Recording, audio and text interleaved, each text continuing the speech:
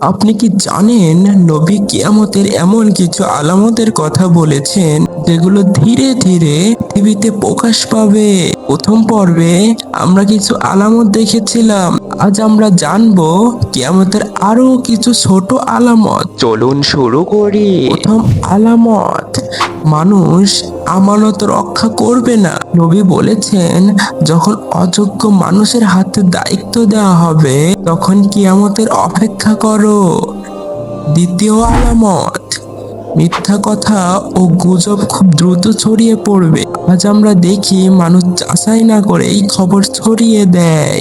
তৃতীয় আলামত, মানুষ দুনিয়ার সম্পদ নিয়ে অহংকার করবে। বিলাসিতা ও ভোগবিলাস মানুষের জীবনের প্রধান লক্ষ্য হয়ে যাবে। চতুর্থ আলামত, মসজিদ সুন্দরভাবে সাজানো হবে কিন্তু সেখানে ইবাদত কম হবে। পঞ্চম আলামত, মানুষ আলেমদের কথা কম শুনবে এবং অজ্ঞ লোকদের অনুসরণ করবে। ষষ্ঠ আলামত, বাজার খুব কাছাকাছি হয়ে যাবে।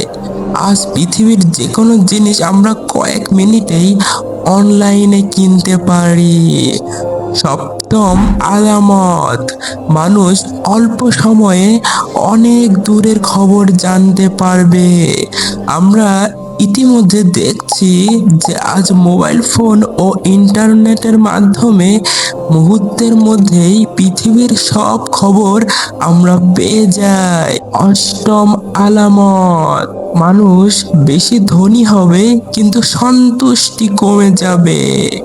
নবম আলামত, মানুষ দুনিয়ার জন্য ব্যস্ত হয়ে পড়বে এবং আখিরাতকে ভুলে যাবে। এই আলামতগুলো আমাদের মনে করিয়ে দেয় কিয়ামত অবশ্যই আসবে। তাই আমাদের উচিত আল্লাহর কাছে তাওবা করা, নামাজ কায়েম করা এবং ভালো কাজ বাড়ানো। আল্লাহ আমাদের সবাইকে সঠিক পথে চলার তৌফিক দান করুন, আমিন। যদি ভিডিওটি ভালো লাগে লাইক দিন, কমেন্ট করুন এবং চ্যানেলটি সাবস্ক্রাইব করে আমাদের সাথেই যুক্ত থাকুন।